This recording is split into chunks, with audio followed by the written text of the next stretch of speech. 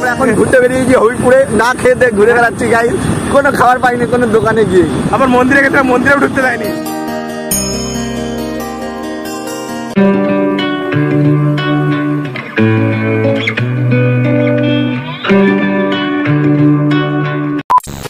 তো hello guys, তোমরা সবাই কেমন আছো? আশা করছি সবাই ভালো আছো। তো আমি বং আবির, আমিও খুব ভালো আছি। তো ফাইনালি আজকে একটা জায়গায় যেতে চলেছি আর একটা জিনিস কিনবো, তো সেটাও তোমাদেরকে দেখাবো। এইভাবে ব্লগটা শুরু করলাম, তো কন্টিনিউ দেখতে থাকো আর আমার সঙ্গে থাকো। চলো।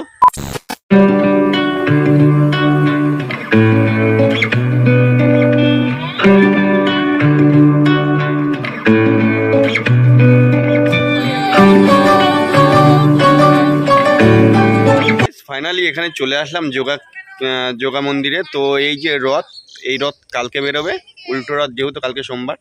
তো এখান থেকে আমরা চলে এসেছি হবিবপুর ক্রিয়া যোগা মন্দিরে। তো এই মন্দিরের ভেতরের ভিউটা দারুণ দেখতে, তো সেটাই তোমাদেরকে আজকে দেখাবো। আশা করি তোমাদের সেটা খুব ভালো লাগবে। আর মন্দিরের জায়গাটা এত বড় এরিয়া আমি আজকে ফার্স্ট চোখে দেখলাম এবং তোমাদেরকেও দেখাচ্ছি। তো দেখতে থাকো, মন্দিরটা দেখাচ্ছি। দেখো অনেক বড় এরিয়া বাবা।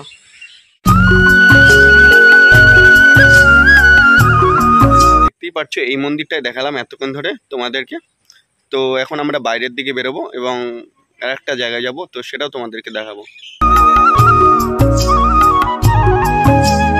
পূর্বে হয়তো এখন ফাঁকা রয়েছে,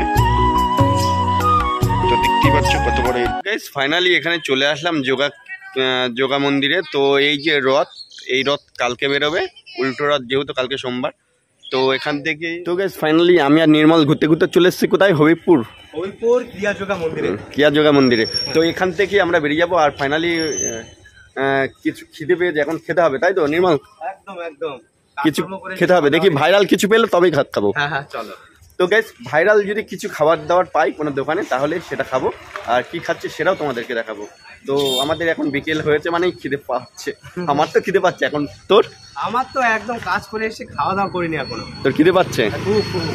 তো আমরাও দেখি ভাইরাল কোনো জিনিস যদি পাই এই হবিবপুরের মধ্যে, তাহলে তোমাদেরকেও সেটা দেখাবো এবং আমরা নিজেরা খাবো। চলো। আর এই যে আমার গাড়ি, আর ক্রিয়া যোগা মন্দিরের থেকে ছিলাম এতক্ষণ, তো সেখান থেকেই এখন বেরোবো। এতক্ষণ দেখালাম মন্দিরটাকে, তো কম বেশি দেখলেই তোমরা। এখন গাড়ি নিয়ে বেরোবো। ফাইনালি চলে এসেছি আমরা মাত্র 99 টাকার কম্বো খাবার খেতে। তো এখন শুনবো দাদার কাছে যে কম্বোটা কি এখনই পাওয়া যাবে না পরে পাওয়া যাবে। তো দাদা কম্বো কি হয়ে গেছে? যেটা আমাদের রানাঘাটে যেটা কম্বো ছিল, হ্যাঁ এটা হয়ে গেছে রেডি। হ্যাঁ। আর যেটা আমাদের নতুন একটা চালু করেছি, রুটি আছে, চিকেন চাপ আছে, তারপর জল আছে, ওটা 6:30 পরে আমার সন্ধ্যেবেলা না আসলে চালু করতে হবে। ও, তো মোটামুটি কখন আসলে পাওয়া যাবে? 7টা। প্রতিদিনই চালু থাকে এটা। ঠিক আছে। তো দেখতেই পাচ্ছ এই যে ভাইরাল কম্বো, তো অনেক কিছু পাওয়া যায়। তো আমরা এসলাম খেতে, কিন্তু এখন আপাতত খেতে পারছি না, আমরা কালকে এসে খাওয়া দাওয়া করবো। 99 টাকার কম্বো আসলাম, তো এখন খেতে পারলাম না, যেহেতু কালকে আমাদের আসতে বললো, তো কালকেই খাবো। আর এই সেই দোকান হবিবপুরের বাজারের মধ্যে, একদম স্টেট ব্যাংকের এটিএমের পাশে সেই কম্বোর দোকান। 99 টাকায় অনেক কিছু, আনলিমিটেড কম্বো। ফাইনালি আমাদের সাথে এমনটা হবে কোনোদিনই ভাবতে পারিনি, যে কম্বো খেতে এসে কম্বো খেতে পারলাম না, ফেরত চলে যাচ্ছি। এটা হচ্ছে কি আমাদের কপাল, দুর্ভাগ্য। তো আমাদের আসতে হবে 7টার সময়। তো সামনের দিন 7টার সময় আসবো, এসে কম্বো। দেখো ও রাস্তাটা লাভলি লাগে, তাই তো নিমা? একদম। এটা আমাদেরকে দেখা দেখি। এই যে হেভি লাগছে। আমরা এখন ঘুরতে বেরিয়েছি হবিপুরে, না খেতে ঘুরে বেড়াচ্ছি গাইস, কোনো খাবার পাইনি কোনো দোকানে গিয়ে। আবার মন্দিরে গেছে, মন্দিরেও ঢুকতে দেয়নি। মন্দিরে ঢুকতে দিচ্ছে না, এই কি অবস্থা মানুষের। মানে আজকে পুরো কপালটাই খারাপ। হ্যাঁ একদম, মানে দেখো গাইস,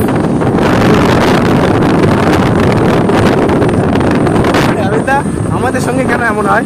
আমাদের সাথে আজকে এই ঘটনা ঘটছে। মানে এমনটা হবে ভাবতেও পারিনি। হ্যাঁ একদম, মানে গাড়ির তেল পুড়িয়ে চলে আসলাম 120 টাকার, আবার এসে খেতে গেলাম, তাও খেতেও পেলাম না। আবার মন্দিরে ঠাকুর দর্শন করতে গেলাম, সেখানেও ঢুকতে দিল না। এটা ভাবা যায়?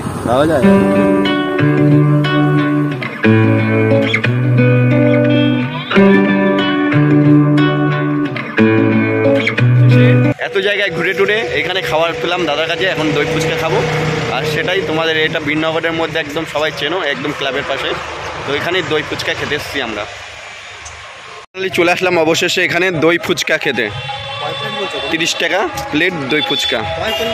হ্যাঁ 1 প্লেট 2 প্লেট যা দেবে দেবে। কেন তুই খাবি না?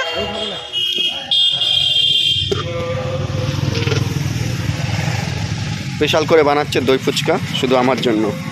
তোমার জন্য? হ্যাঁ।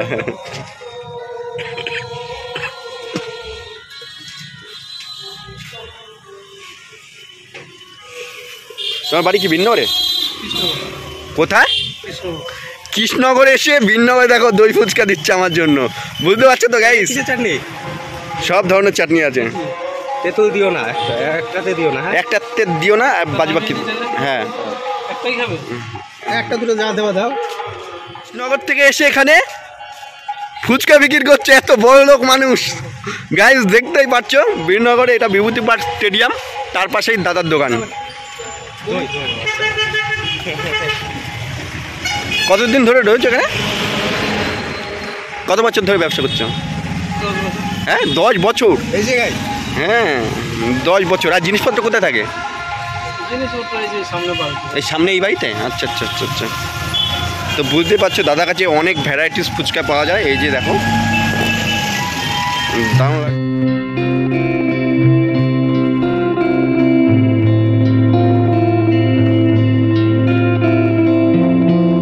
এই যে দই ফুচকা নিয়ে নিয়েছি, এখন খাবো। দারুণ লাগবে।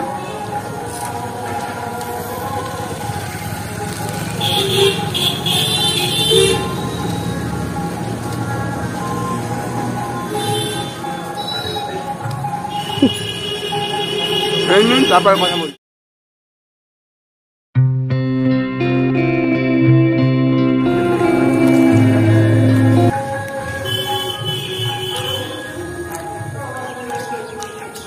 এত জায়গায় ঘুরে ঘুরে খাবার পাইনি, লাস্টে বিনগরে এসে খাবারটা পেলাম, ভালো।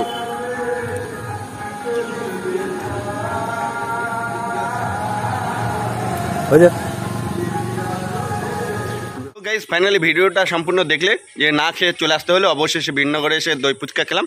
তো ভিডিওটা সম্পূর্ণ কেমন লাগলে প্লিজ কমেন্ট করে জানাও গাইস। তোমাদের যদি ভিডিওটা ভালো লাগে তো লাইক কমেন্ট শেয়ার করে দিও বন্ধুদের কাছে। তো আজকে এই পর্যন্ত, দেখা হচ্ছে নেক্সট অন্য কোনো ব্লগে।